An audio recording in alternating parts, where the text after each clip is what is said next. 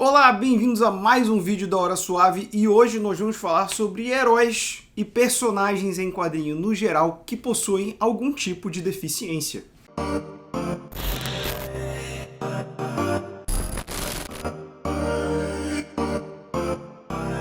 No último dia 3 de dezembro foi celebrado o Dia Internacional da Pessoa com Deficiência. E aí eu parei de pensar, poxa, a gente tem tantos heróis que são pessoas com deficiência nos quadrinhos e às vezes a gente nem percebe porque eles sempre estiveram aí. Então eu separei 5 heróis bem diversos que às vezes as pessoas esquecem que tem alguma deficiência. Eu vou começar minha lista aqui dando um aviso. Eu não queria colocar nenhum personagem que tivesse uma deficiência que fosse substituída por algo. Por exemplo, o Forge dos X-Men. Ele não tem uma perna e não tem um braço, mas ele tem um braço e uma perna biônico, porque meio que você está substituindo isso. Mas o quinto lugar dessa lista, eu tô falando do Cyborg, dos Jovens Titãs. Mas eu vou explicar por que ele entrou nessa lista. O Cyborg sofreu um acidente em que ele quase morreu, ele perde boa parte do corpo dele e é salvo pelo pai, que transforma ele justamente num ciborgue para que ele possa sobreviver. E o ciborgue tem muita raiva do pai dele, porque ele acha que foi o pai dele que causou o acidente, depois ele descobre que não foi.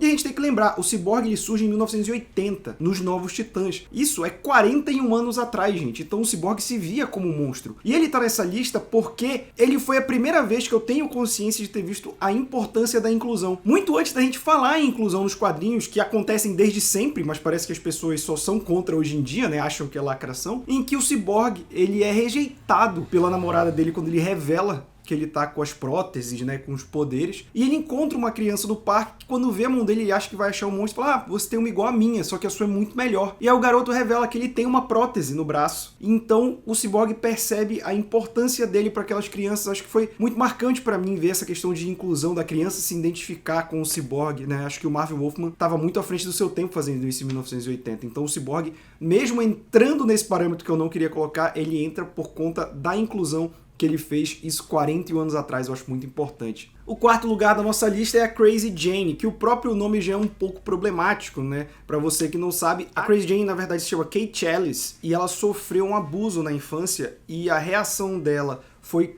criar, né, múltiplas personalidades. Então ela tem uma síndrome dissociativa de personalidade, que foi a maneira do cérebro dela reagir a esse trauma. Só que quando houve a invasão da Terra pelos Dominion, lá em 1989, ela foi afetada pela bomba genética que eles explodiram no planeta. E então, as 64 personalidades dela acabaram tendo poderes, cada uma delas tem. E o Crazy Jane não vem pelo fato dela ter essa síndrome dissociativa. Então a Crazy Jane, ela é a personalidade dominante, é a personalidade padrão, em modo descanso. Porque a personalidade verdadeira da Kay, ela tá escondida justamente para não ter que lidar com o mundo exterior por conta do trauma. E isso em 1989, gente, vocês colocando já uma personagem com questões de problemas mentais que ainda hoje são muito estigmatizados, e ela com uma integrante super poderosa da Patrulha do Destino. Então eu acho importantíssimo a presença dela aqui. Em terceiro lugar, talvez o que todo mundo tenha pensado primeiro quando você pensa num herói com deficiência. O Demolidor, cara, uma das criações de Stan Lee. Ele é um dos primeiros aqui da nossa lista em questão de ter surgido, né? Porque ele surge em 1964, criado pelo Stan Lee.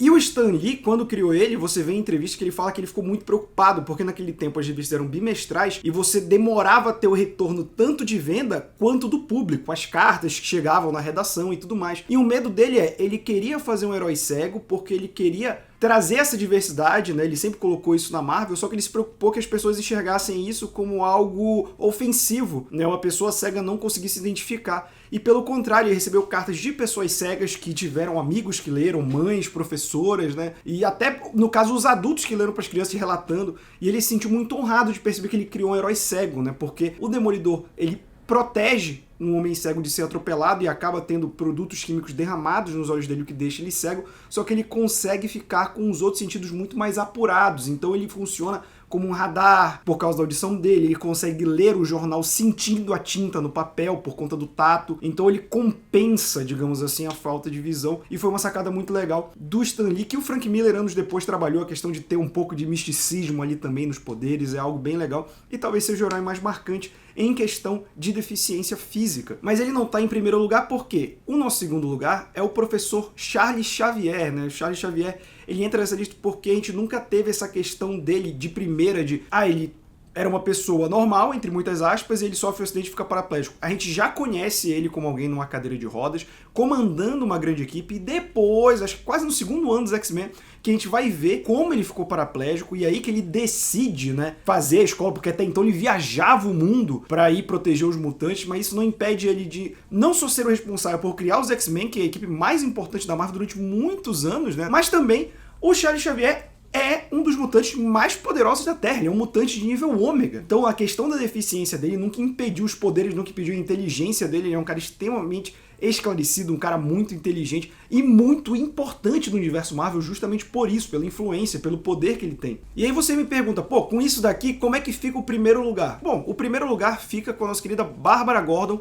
a Oráculo, porque a Bárbara Gordon, eu acho que ela representa uma parada que pro leitor foi muito importante, né? A gente conhece ela como Batgirl, ela é uma personagem importante da Batfamília que surge lá em 1967. Então a gente passa 21 anos com ela sendo a Batgirl, ela estando nesse meio do Batman, que é um meio muito físico, um meio de combate, até que na Piada Mortal de 1988 ela sofre um atentado do Coringa que deixa ela paraplégica. Então seria muito fácil esse trauma virar uma condição que deixasse ela anulada para sempre, né? Você tinha uma heroína, que já era algo raro, né, em posição de destaque, como a Batgirl. Você tem uma heroína em destaque e de repente ela fica paraplégica, era muito fácil cair no esquecimento. Mas já em 1988 você tem a apresentação dela como Oráculo. Ela assume uma função de líder operacional dos heróis de Gotham. E ela funciona como uma nova personagem, ela realmente se reinventa, ela não fica esquecida. E eu adoro a Bárbara Gordon como Oráculo. Boa parte da minha geração só viu ela como Oráculo, como Batgirl em flashback, mas ela é uma das minhas personagens favoritas da Batfamília por conta disso. Ela usa inteligência, ela não fica suscetível, não fazem ela ser a mulher frágil, pelo contrário, ela toma esse trauma pra ela, pra deixar ela mais forte, pra ela aprender certas coisas. Hoje em dia ela já voltou a ser Batgirl, mas pra mim, cara, ela é Oráculo, porque sem a Oráculo, a Batfamília não teria como funcionar, então ela é uma parte importantíssima de como o Batman funcionou por 20, quase 30 anos, e pra mim ela fica em primeiro lugar por conta dessa reinvenção. De você pegar uma heroína, poderia muito bem deixar ela no ostracismo por conta de ser paraplégica, e você reinventa ela para se tornar algo ainda melhor. Então esses foram alguns dos personagens, tem muitos personagens, gente, que são pessoas com deficiência e sempre estiveram aí, não é lacração, não é nada disso, é só você entender que a sociedade é feita de pessoas com deficiência, elas são parte do nosso dia a dia, elas são parte dos nossos quadrinhos. Então, espero que vocês tenham gostado, procurem mais, se vocês tiverem alguma dúvida de personagens com deficiência, coloquem nos comentários, compartilhem com todos os seus amigos e até a próxima.